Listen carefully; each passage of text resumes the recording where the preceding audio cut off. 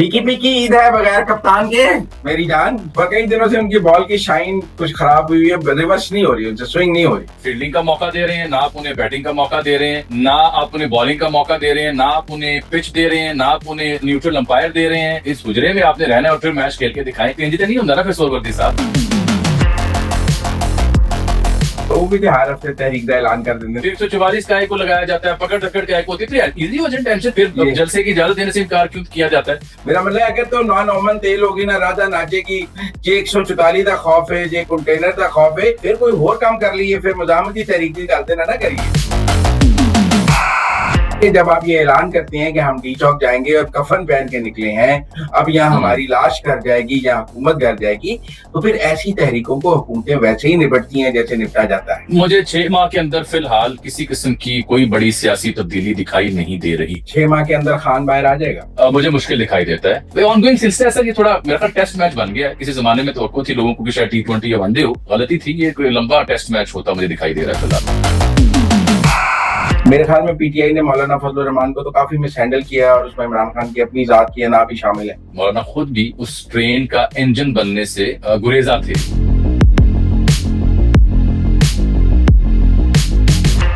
अस्सलाम वालेकुम नाजरीन, मुजम्मिल सरवरदी के इस ऑफिशियल यूट्यूब चैनल के साथ मैं हूं मुजम्मिल सरवरदी।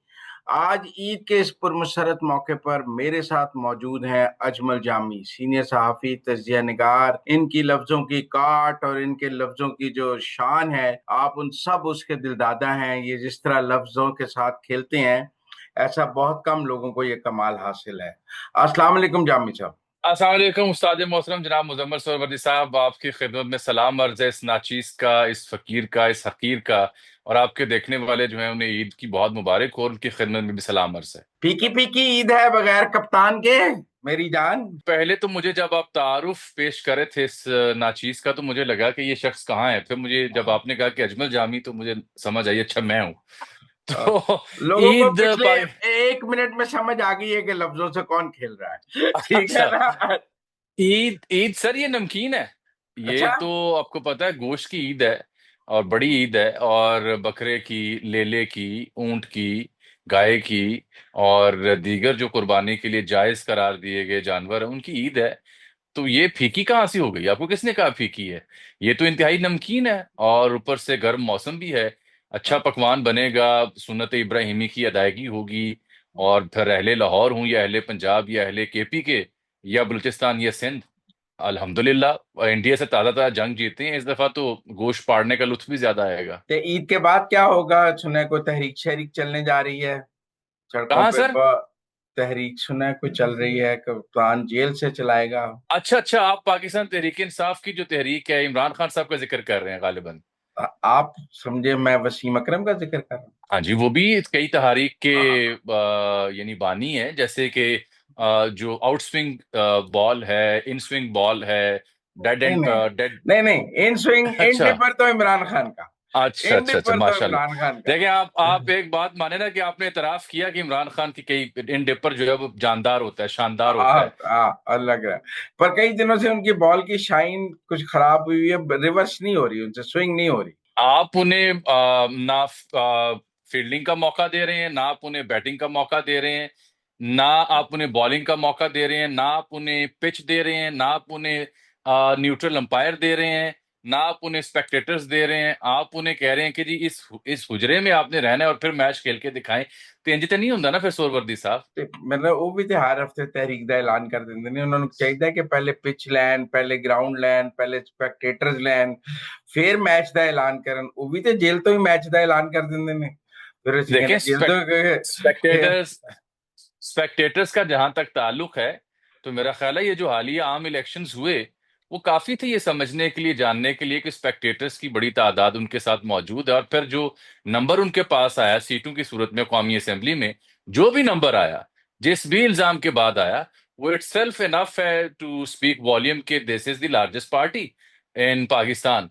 तो वो उसके बाद एक सूबे में 2/3 से उनकी हुकूमत है, एक और बड़े सूबे पंजाब में वो अपोजिशन पार्टी है।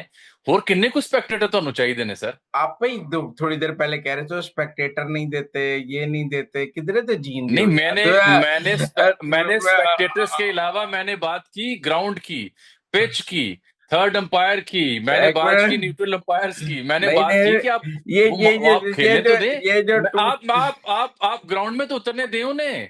आप कह रहे नहीं ये, ग्राउंड में नहीं आप उतर सकते, ना आप गेंद थाम सकते हैं ना बल्ला, ना आप ग्राउंड में आ सकते हैं, अंदर बैठ के मैच खेल के बखाओ।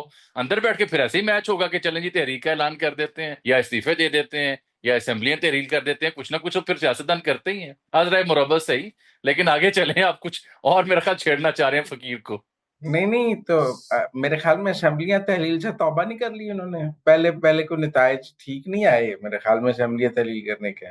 मुजम्मिल साहब, आपको याद होगा उस जमाने में भी इसके ऊपर दो आरा थी।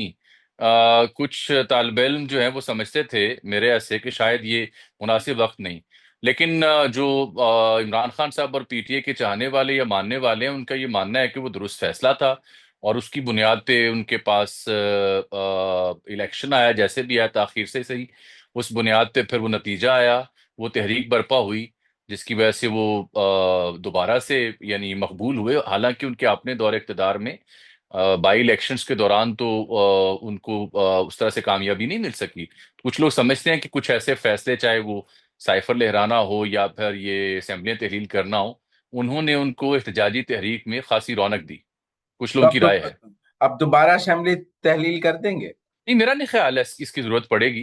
एज फार एज मतलब चलें, आज़राए मुरब्बत तो आपसे बात हो गई, लेकिन थोड़ी सी संजीदा गुफ्तगू करके भी कोशिश कर लेते हैं। हालांकि मैं आपके साथ जब भी बैठा हूं तो मैं चाह के भी संजीदा नहीं होता, क्योंकि आप मुझे छेड़ते रहते हैं और मैं भी लुत्फ लेता रहता हूं। तो मुझे मुझे लगता है सर कि मेरी ज़ाती राय ये है कि इस दफा शायद उस इस्तीफों की नौबत ना आए। That might be the last ploy.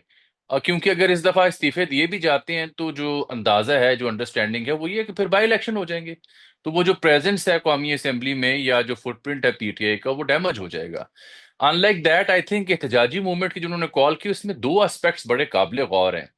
एक ये है कि ये जून और जुलाई का महीना है, जो जून के बाद जुलाई आता है, जुलाई में हब्स भी शुरू हो जाती है, और जून में कड़ाकेदार गर्मी पड़ती है, तो फितरी तौर पर पाकिस्तान भर में, बिलखुसूस पंजाब में या खैबर पख्तूनख्वा में, इन रीजन्स में, बलूचिस्तान में भी, सिंध में, पूरे मुल्क में भी, शिमाली इलाका जात के अलावा बहुत ज्यादा पारा हाई होता है। और क्लाइमेट चेंज की वजह से तो गर्मियां अनप्रेसिडेंटली ज्यादा ही तगड़ी हो रही हैं, कड़ाकेदार हो रही हैं। तो एक तो मौसम का जो सूरत हाल है उसमें पारा हाई है, दूसरा भी इंडिया पाकिस्तान जो कॉन्फ्लिक्ट है उसमें जो तनाव है उसका पारा भी अभी हाई, अभी नीचे नहीं आया। तो ये हम तो सवाल उठा सकते हैं, राय दे सकते हैं, खबर दे सकते हैं। तो मैं तो ये सवाल बदस्तूर उठा रहा हूं कि ये दो इंपॉर्टेंट फैक्टर्स हैं, इनके होते हुए क्या इस मौके पर तहरीक की कॉल देनी चाहिए थी? पीटीआई के दानिशवरों से और उनके रहनुमाओं से जब ये सवाल पूछा जाए तो वो समझते हैं कि what else he was left with, यानी उनके पास इसके अलावा ऑप्शन क्या छोड़ी। और सियासी जमातों के रहनुमाओं का काम ही सियासी तहारीक बर्पा करना होता है। लेकिन मेरा सवाल वही है कि इतनी शदीद गर्मी में और पाक भारत तनाव की गर्मी में क्या ये मुनासिब वक्त है, ये नहीं है? Ask me honestly, I think अभी थोड़ा डिले किया जाता उससे बेहतर होता है कि अगर आप अपोजिशन अलायंस जो है उसको स्ट्रेंथन करते, उससे बेहतर होता तहरीक तहफ़्फ़ुज़ आईन पाकिस्तान का प्लेटफॉर्म तगड़ा करते, मौलाना फजल रहमान से जो दूरियां हुई थी उनको कुर्बतों में बदलते। और अगर मौलाना फजल रहमान इसमें होते, महमूद खान अचकजई होते, जीडीए शामिल होती, जीडीए जमात इस्लामी किसी हद तक अगर आ जाती, और दीगर जो अपोजिशन अलायंसेज हैं, जमातें हैं, वो अगर एक बड़े कंटेनर पे या बड़े स्टेज पे पांच छह ऐसे जय्यद रहनुमा नजर आते, तो उसका रंग, उसका ढंग और उसकी जो यानी वो उसका जो असर है वो कहीं ज्यादा बेहतर होता, कहीं ज्यादा मौसर होता। वैसे जामी साहब, मैं आपको ना इतना सादा आदमी समझता नहीं था। ਤੁਸੀਂ ਤੇ ਮੌਸਮ ਦਾ हम्म। ਮੁਕੱਦਮਾ ਇੰਜ ਹੀ ਲੜਿਆ ਹੈ ਜਿਵੇਂ ਸਰਦੀਆਂ ਹੀ ਤੇ ਉਹਨਾਂ ਨੇ ਤੂਫਾਨ ਬਰਪਾ ਕਰਤਾ ਸੀ। ਸੜਕਾਂ ਤੇ ਮਜਮਾ ਜਿਹੜਾ ਸੀ ਉਹ ਖਲੋ ਹੀ ਨਹੀਂ ਰਿਹਾ ਸੀ, ਲੋਕੀ ਘਰ ਜਾਣ ਨੂੰ ਤਿਆਰ ਹੀ ਨਹੀਂ ਸਨ, ਧਰਨੇ ਹੋ ਰਹੇ ਸਨ। ਇਹ ਗਰਮੀ ਆਈ ਹੈ ਤੇ ਸਭ ਕੁਝ ਵਕਤ ਪੈ ਗਿਆ, ਵਰਨਾ ਸਰਦੀਆਂ ਹੀ ਤੇ ਕਮਾਲ ਹੋ ਰਿਹਾ ਸੀ। ਸਰਦੀਆਂ 'ਚ ਵੀ ਚਿੜੀਆ ਪਰ ਨਹੀਂ ਮਾਰ ਰਹੀ ਸੀ ਤੇ ਗਰਮੀਆਂ 'ਚ ਕਿੱਥੇ ਮਾਰਨੀ ਹੈ? ਇਹ फिर ਸਰਦੀਆਂ ਲੰਘ टेंशन ਗਏ क्या ਆ। दी है सरकार को? मेरा तो उदू भी सवाल इको ही ਤੁਸੀਂ सी ਤੇ ना सर, जे बंदा ਓਏ नहीं अपना निकला फिर टेंशन कर। तो अब मेरा मेरा मतलब है सरकार के लिए, इस सेटअप के लिए इससे ज्यादा बायसे तसल्ली क्या मुद्दा हो सकता है जो आप बयान फरमा रहे हैं? अगर बंदा नहीं निकला, चिड़िया ने पर नहीं मारा, तो फिर टेंशन काहे की है? फिर 144 काहे को लगाया जाता है, पकड़ धकड़ काहे को होती है? फिर इजी हो जाए टेंशन। फिर अब ये जलसे की इजाजत देने से इनकार क्यों किया जाता है? ये सवाल ये बुनियादी तौर पर सर दिस वे भी है और दैट वे भी है जामी ऑनेस्टली। साहब, जब आपने मुजम्मल साहब, ये जामी ये भाई एक सवाल ना मिनट, जी, ना ना ये ना ना, मामला इतना सादा नहीं है। नहीं नहीं, देखें, कोई हुकूमत भी जब उसको हटाने के लिए तहरीक चलाई जाए, प्लेट में रख के नहीं दे देती तहरीक के आइए मुझे हटा दें, हम बैठे हैं आइए हमें उठा के बाहर फेंक दें। जो मुजाहमती तहरीकें हैं ये 144 पाबंदियों इन सब के साथ चलती हैं। ये को प्लेट में दी नहीं जाती। ये जिन मुल्कों में मुजाहमती तहरीकें चली हैं वहाँ 144 भी रही हैं, वहाँ पाबंदियां भी रही हैं, वहाँ कंटेनर भी रहे हैं। और फिर ठीक जो से, बात है। ठीक है ना, कोई कोई हम्म। हुकूमत ये नहीं कहती कि आइए आइए आइए हमें घर भेज दीजिए, आइए आइए हमें उठा के घर भेज दीजिए। ये कहाँ होता है? मेरा मतलब है, अगर तो नौमन तेल होगी ना राधा नाचेगी, जे 144 का खौफ है, जे कंटेनर का खौफ है, फिर कोई और काम कर लीजिए, फिर मुजामती तहरीक की गलती ना करिए।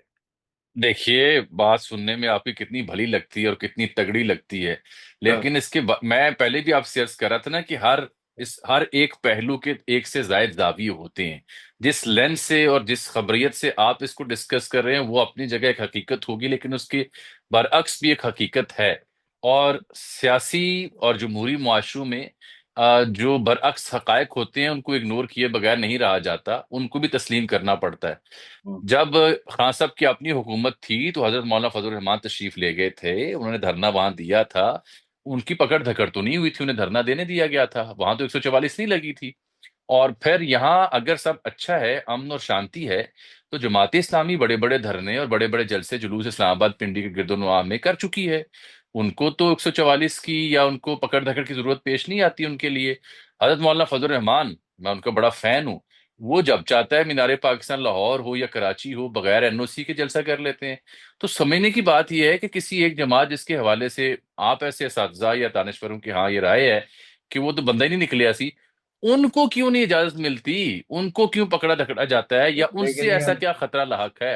एक बुनियादी देखिए, सवाल है मेरा भी ये। मैं जनाब मैं अर्ज करता हूँ, मैं जो मौलाना फजल रहमान के जिस धरने का आपने दिया कि वो उन्होंने इमरान खान के दौर में दिया, देखिए वो आई हम्म। 9 से आगे नहीं आए। आप हम्म। बात समझें, उन्होंने डी चौक हम्म। आने की जिद नहीं की उस दिन के मैंने तो डी हम्म। चौक जाके ही धरना देना है।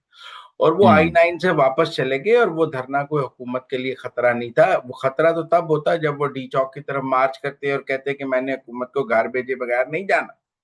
आप मेरी हम्म। बात समझे, सवाल हम्म। ये है कि जब आप ये ऐलान करते हैं कि हम डी चौक जाएंगे और बैठ जाएंगे और जब तक हमारे मुतालबे नहीं होंगे हम नहीं बैठेंगे, वैसे तो फिर आप मुज़ाहमत से बैठ सकते हैं।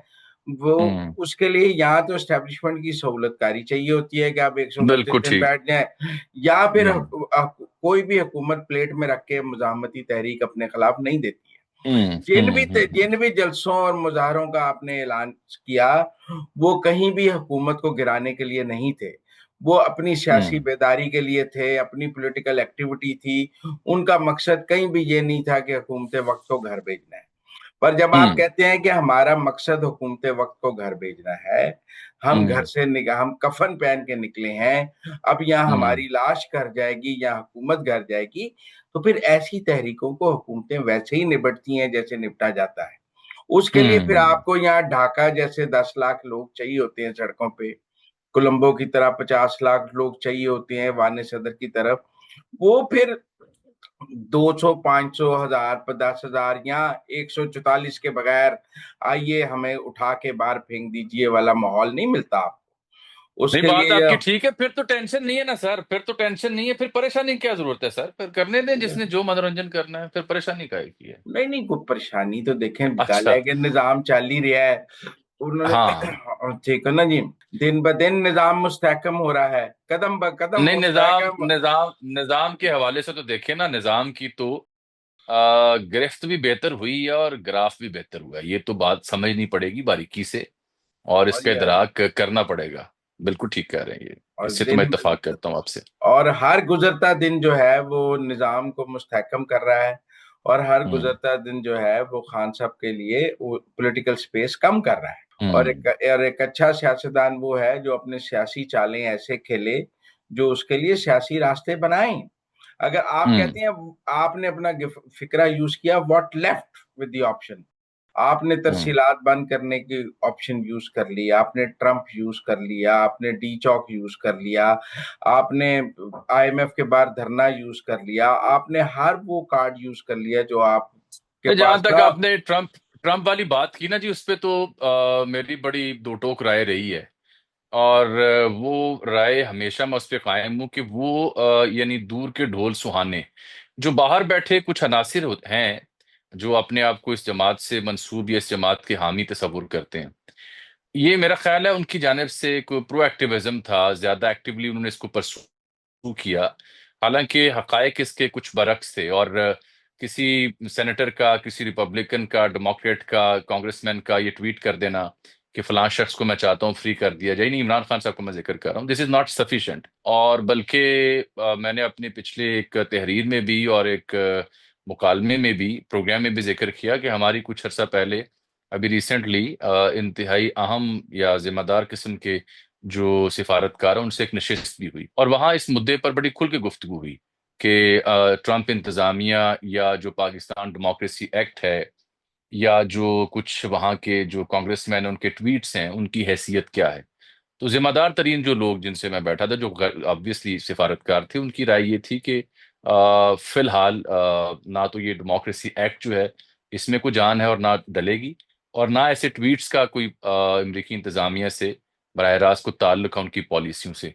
बल्कि ये ऑन रिकॉर्ड है कि मुझे ये कहा गया कि फॉर नाउ जो अभी सेटअप चल रहा है उसके साथ वो बड़ा कंफर्टेबल महसूस करते हैं। अमरीकी सरकार का मैं जिक्र कर रहा हूँ। तो ये कुछ बाहर बैठे जो अनासिर होते हैं फिर जो, जामिया आपको अगले 6 माह में क्या नजर आता है? देखिए जी, मैं तो आपसे अर्ज कर रहा हूँ कि इसके बावजूद कि मैं अपनी जो बुनियादी मेरी सियासी सोच या फिक्र है तालिब इल्म के तौर पर, मैं उस पर बिल्कुल बरकरार रहूंगा कि एक सियासी जमात के जो हुकूक हैं, जिद्दोजहद के, सियासत के, जमहूरियत के, चुनाव के, इलेक्शन के, उनके ऊपर कदगन किसी सूरत नहीं होनी चाहिए। और बिल्कुल उन्हें आज़ादी होनी चाहिए। जहां पे उनसे गलतियां हुई हैं उन्हें भी तस्हीह अपनी करनी चाहिए, कोर्स करेक्शन करनी चाहिए। अगले 6 माह तो मैं आपसे अर्ज कर रहा हूँ कि ये ग्राफ और गिरफ्त जो है वो इस सिस्टम का बेहतर हुआ है। और एज लॉन्ग एज ये जो पाकिस्तान इंडिया कॉन्फ्लिक्ट एग्जिस्ट करता है, या इसमें क्योंकि अभी भी खदशा है कि बार बार जो वॉर मोंगरिंग और चेस्ट थम्पिंग की जा रही है इंडियन साइड की जानिब से, तो सीज फायर तो इंटैक्ट है, बट ये अभी मसला यहाँ खत्म हुआ नहीं। अभी हमारे चैलेंजेस कुछ बड़े तो हैं, इंडस वाटर ट्रीटी फिर हो आपको छह या माह फिर में कोई डिप्लोमेटिक। पॉलिटिकल चेंज नहीं नजर आ रहा? मुझे 6 माह के अंदर फिलहाल किसी किस्म की कोई बड़ी सियासी तब्दीली दिखाई नहीं दे रही। आपको आपको सब इसी तनख्वाह पर काम करते नजर आ रहे हैं? नहीं, रद्दोबदल होगा। रद्दोबदल जैसे कि आप देख रहे हैं, पीटीआई में कुछ शख्सियात नई आ जाएंगी, कोई नए अहदेदार आ जाएंगे। इसी तरह से हो सकता है कि अगले जो वफूद जाएं बाहर बैरून मुल्क पाकिस्तान की नुमाइंदगी करने, उनमें कुछ तब्दीलियां आ जाएं, कुछ मजीद लोगों की एडिशन हो जाए। इसी तरह से कुछ नए पोर्टफोलियोज जो हैं वो तश्कील पा सकते हैं अगस्त और अक्टूबर के महीनों में, उससे पहले भी पाए जा सकते हैं। तो उस तरह के जो तकर्रुर तबादले या मामूल के जो तयनाती हैं वो देखने को मिलेंगी। सियासी तौर पर कोई बहुत बड़ा जो यानी आप कहें कि बहुत बड़ी कोई तब्दीली, वो अभी खारिज इम्कान दिखाई देती है। बाकी पाकिस्तान में वक्त बदलते दिन भी नहीं लगता। 6 माह के अंदर खान बाहर आ जाएगा? मुझे मुश्किल दिखाई देता है। उसकी वजह यह है कि चाहे वो जुडिशरी से एक्सपेक्टेशंस उनकी हों, या फिर वो कुछ लोगों की उनके हाथ से ट्रम्प एडमिनिस्ट्रेशन से एक्सपेक्टेशंस हों, वो पूरी नहीं हुई। सो अब उनका फोकस अवामी तहरीक के ऊपर है। उसके लिए मैंने आपसे अर्ज किया कि मौसम हो या पाक इंडिया ताल्लुकात का जो इस वक्त गरमाइश है, वो दोनों कुछ साजगार नहीं है। तो कोई महीना दो अभी सर्दियों में मजीद वर्क, सर्दियों में तहरीक चल जाएगी? इसका ये मौसम को एक आप इस्तारा समझें। इस्तारा इस बुनियाद पे समझें कि ये जैसे आप खुद फरमा रहे हैं कि सियासी हुकूमत अमली बदलनी पड़ती है। जब आप अकेले और खुद जब आपका हम रहनुमा बिहाइंड दी बार हो, और बाकी जो आपके अवेलेबल लीडरशिप है उसने अभी तक जो इस सिलसिले में परफॉर्म किया वो अप टू द मार्क नहीं था। खुद उनके वर्कर्स वोटर भी उनसे मुतमिन नहीं है, उनके ऊपर सवाल उठाते हैं, लीडर भी उनसे मुतमिन नहीं है। तो ये कुछ अहम लोगों ने जो पीटीआई के खैर खा हैं या पीटीआई से ताल्लुक रहा, उन्होंने भी इमरान खान साहब से मुलाकात के बाद उन्हें यह मशवरा दिया कि फिलहाल फिल फॉर किसी बड़ी तहरीक की बजाय आप पहले अपोजिशन अलायंस का इकट्ठ करते, वहां पे कोई बुनियादी सीबीएम्स करके तो एक मुश्तरका एहतजाजी तहरीक शुरू करते, तो उसका इम्पैक्ट कुछ और होता। या उसकी एंगेजमेंट अगर उस प्लेटफॉर्म से होती हुकूमत के साथ, तो उसका भी इम्पैक्ट कुछ और होता। मेरा लेकिन ख्याल है और पीटीआई ने। मेरा ख्याल है कि all PTI needs to do right now कि वो अपनी जो सियासी हुकूमत अमली है उसको थोड़ा तब्दील करे, उस पर नजरसानी करे, अपोजिशन अलायंस पे फोकस करे और तरजीह देखें दे कि वो एंगेजमेंट अगर कहीं मिले तो एंगेजमेंट को ऑप्ट किया जाए। लेकिन जहां तक मेरे नाकिस इल्म है वो ये है कि मौलाना फजल रहमान साहब का ये मौकफ था कि इमरान खान खुद कहें मेरे साथ JUI के साथ इत्तेहाद की बात करें। इमरान खान की मुकम्मल हम्म। तौर पर खामोशी है। उन्होंने मिसाल दी कि जब नवाज शरीफ साहब जेल में थे तो उन्होंने जेल से खत लिखा था, फिर हम उन्हें मिलने गए थे, हमने हुकूमत को हम्म। मजबूर किया था कि वो मिले। चूंकि इमरान खान की तरफ से मुकम्मल खामोशी है और सिर्फ असद कैसर के कहने पे इत्तेहाद तो नहीं बन सकता भाई। इत्तेहाद तो इमरान खान से बनना है, असद हम्म। कैसर से तो नहीं बनना है, या सलमान अकरम राजा से तो नहीं बनना। हम्म। और चूंकि इमरान खान साहब ने मौलाना फजल रहमान साहब के हक में कभी कोई ट्वीट नहीं किया, ना उनसे इत्तेहाद के लिए खामोशी है, तो वो समझ रहे थे कि कल को इमरान खान साहब इसको डिसोन भी कर सकती है, इस इत्तेहाद को, कि मैं तो जेल में हम्म। था, मुझे नहीं पता क्या बन गया। ठीक है ना। और फिर गंडापुर साहब की जो रिजर्वेशन हैं और फिर और चीजें हैं, मेरे ख्याल में PTI ने मौलाना फजल रहमान को तो काफी मिस हैंडल किया है, और उसमें इमरान खान की अपनी जात की ना भी शामिल है। आपकी राय में वजन हो सकता है, अली अमीन गंडापुर वाला फैक्टर भी काफी अहम है। कुर्बत भी इनकी बढ़ी, लेकिन 26वीं आईनी तरमीम से ऑनवर्ड जो सिलसिला शुरू हुआ उसमें एक ही शय का फुकदान रहा अभी तक जब हम गुफ्तगू कर रहे हैं, और वो उस एतमाद का फुकदान रहा जिसकी जानिब आपने अपनी राय या मालूमात की बुनियाद पर तबसरा किया। मैं अपनी राय और मालूमात के हिसाब से कुछ कुछ उससे मिलता जुलता ही तबसरा कर सकता हूँ, लेकिन मौलाना खुद भी कुछ शाकी थे। मौलाना खुद भी उस ट्रेन का इंजन बनने से गुरेजा थे, और वो चाहते थे कि वो अपनी ठीक अपनी ठीक बात है, इंडिविजुअल जो लेकिन शिनाख्त, आ, उनका हक आ, है, उनका नहीं हक है, नहीं नहीं, किसी भी सियासी जमात देखें का हक है, देखें, बिल्कुल हक है। ये तो इमरान खान को समझ होनी चाहिए थी कि जब सदारती इंतखाब हो रहा था कि टिकट महमूद खान अचरजई को देनी है या मौलाना फजल रहमान को देनी है। हम्म। आप मेरी बात समझे। हम्म। अगर आप उस वक्त सदरती इंतखाब में मौलाना फजल रहमान को सदर का उम्मीदवार बनाते तो वो ज्यादा आपके लिए फायदेमंद था, या महमूद खान अचकजई को सदारती उम्मीदवार बनाना, जिनके पास बलूचिस्तान से एक वोट भी नहीं था, उनको बनाना फायदेमंद था। इस तरह कई मौके पे PTI की जो सोलो फ्लाइट की ख्वाहिश है, उसने उसको एक मतलब इलेक्शंस में वो जमात इस्लामी के साथ मिलकर इलेक्शन लड़ सकते थे, और उन्होंने जमात इस्लामी के साथ ना कराची में एडजस्टमेंट की, ना लाहौर में की, ना कहीं की।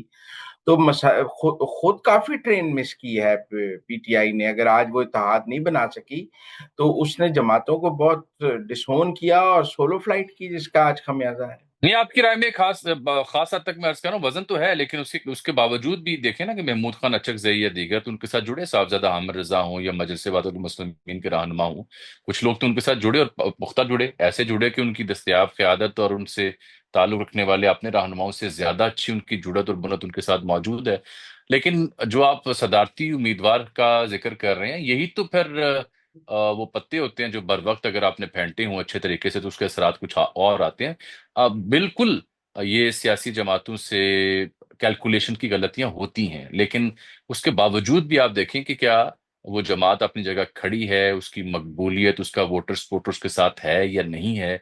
बाई इलेक्शन के नताइज भी अगर आप देख लें, उनकी कौमी असम्बली में मौजूदगी देख लें, तो वो अपनी जगह एक इम्पैक्ट है। जहां हम इमरान खान साहब से ये गुजारिश करते हैं कि वो बाकी सियासी जमातों के वजूद का इदराक करें या सियासी इंगेजमेंट को तरजीह दें या सियासी अलायंस को तरजीह दें, वहां मेरे जैसा एक तालिब इल्म और आम शहरी हुकूमत वक्त से भी और इस सिस्टम से भी ये तवक्को करता है कि वो इमरान खान की जमात की हैसियत को भी तस्लीम करें, वो उनके मैंडेट को भी तस्लीम करें, वो उनकी एक सूबे में हुकूमत और नेशनल असम्बली में जो अपोजिशन है और पंजाब असम्बली में जो अपोजिशन है उसको भी उसी एहतराम की नजर से देखें जिसका जिसका तकाजा वो उनसे करते हैं।